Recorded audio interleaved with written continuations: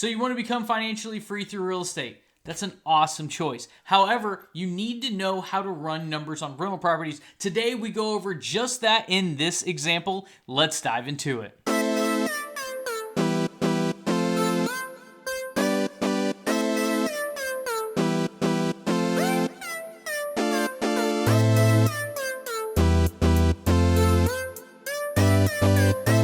What's going on, guys? My name is Dauria. I'm a professional real estate investor. I own a portfolio of single-family, multifamily commercial units. I invest solely for passive income, and I show you how I do it. So this is the property here.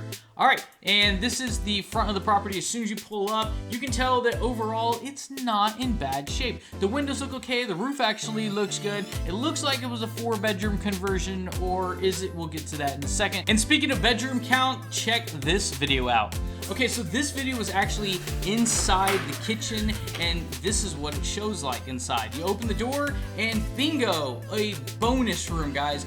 This right here will be an extra bedroom if I end up closing on this property, because extra bedroom could bring an extra $150, $200 per month in rent. Not only that, but it'll push the ARV from $175,000 to almost $200,000, and that bedroom is almost done. I literally just have to go in there, sheetrock paint, throw some floor in, a fan, and a window over there on the side, and bam, it's done. It's a one-day project for the entire place, and I'm super excited because that right there is what they call value add. So make sure when you're looking at properties, you're physically counting the bedrooms, because if there's an opportunity for value add and you see it and other investors don't, you have a leg up on the competition, because you know there is more to this property than meets the eye. I bought a property one time. It was a 3-bedroom, 1.5 bath. I walked into this property and the seller has never visited the property. It was just one of those wholesale deals, and they did the deal out of state and I bought it from him.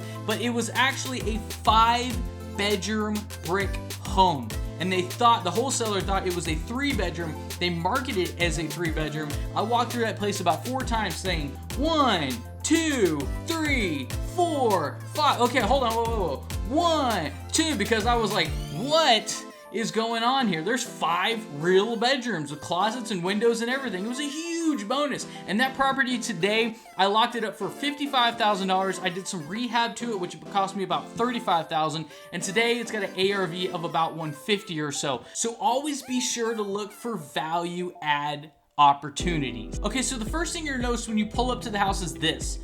This street right here is a little bit crowded, and the more crowded the street, the typically rougher the tenants could possibly be. So keep that in mind. The clearer the street, the wider the street, the cleaner the yards, you know, that kind of stuff. If there's tires in the front lawn, you gotta look for that stuff, because that will affect the rental value. However, this property here on Zillow is $117,500. It is a 3-bedroom, 1-bath, almost 1,200 square foot brick home. And we determined by the repairs, this is the back of the property, you can see that there's no central AC or heat for that matter. There's actually a window unit on the far right, and one you can see here as well, and that goes into the kitchen. Another thing you gotta look for is take a picture of the electrical panel, open it up, take a picture, send it to one of your electricians, and ask him his opinion on that, because sometimes before you make an offer, literally standing there on the front steps, which we have to do here in North Texas because there's so much competition,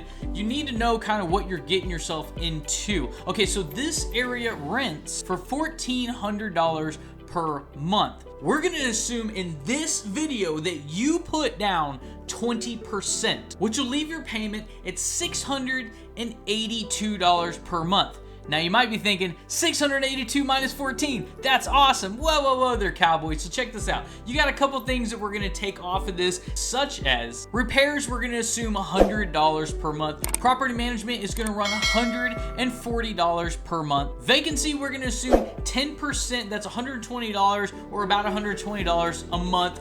In this area, vacancy can vary, so definitely check with your property manager. That's why it's important to have one, to ask what a typical vacancy in that neighborhood or that area might be, so you can get your numbers right. And also, we're going to assume CapEx expenditures of $100 per month. Now, this is also after the fact that you did some repairs to the property, as most property needs something. But from there on, CapEx, you might be saying, what in the world is CapEx? Okay, CapEx are capital expenditures, and these are the big ones, guys, such as ACs, roofs, maybe foundation adjustment here in North Texas, stuff like that. Water heaters could be CapEx. You know, those are the big ticket items. Think CapEx, very expensive, like, you know what I mean? But they're not something you do every single month. There's something you do, you know, roof every 15, 20 years. Here in North Texas, we just claim them from hail every few years. But, you know, in most places, it's roof every 15 years, you know, water heater every 10 years or so, AC every 10 years or so. So you kind of know it's coming up because that's kind of the life expectancy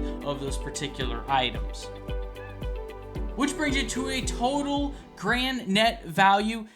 Net value. I just made up a word. I kind of like it. Grand net value of $258 per month profit. Now you might be saying, oh, that doesn't seem like a good deal. This actually is not a terrible deal. Now this deal is actually already sold. However, this isn't a bad deal because not only are you making $258 a month at least, right? And this is after all expenses. But you also got to remember the tenant is paying down your mortgage every single month. And because you got this property, you went in there, you put about $15,000 worth of repairs. That's kind of a guesstimate. Now you also have $40,000 worth of equity in this property all at the same time. So this basically took you 30 days to go in. You gained $40,000 worth of equity. You got $258 a month in passive income, potentially for the rest of your life. And when you get enough equity in the property, you go back to a bank, you do a cash out refi, and you burr it, and you do it all over again. Now that's gonna get too in depth for this video, but this is how you run the numbers on a property, guys. You go to rentometer.com, you type in the address, the bedroom count, stuff like that. This will give you an estimate rental price for the area, and you confirm that before you actually sign the contract. You confirm that with a property manager in that area as well, and they'll say, yeah, that street will bring about this, okay? And then you go to mortgage calculator online, you know what 20% is gonna be, and you literally type all that in. You might be saying, where can I get my property tax information? Where can I get all this stuff? Go to Zillow.com, scroll down, look at the property tax, or even take that address, copy and paste it, and then go to that county's website, and you can pull up previous property tax amounts on that property, so you know what you're getting yourself into. Oh, and insurance, just make a phone call. But average insurance companies normally around here charge for a house like that, I just put $100 a month. It probably would be less than that, but here in North Texas, even though we get peppered with giant hail occasionally, our insurance seems to be rather inexpensive, but our taxes are expensive. So this number of $682 a month could potentially be even less in your area. Guys, thank you so much for watching. If you have any questions, let me know in the comments below. I want to help you become a better investor. If you haven't already, consider subscribing. Make sure you hit the notification bell. I make several videos per week. And until next time, I'll see you on the next one.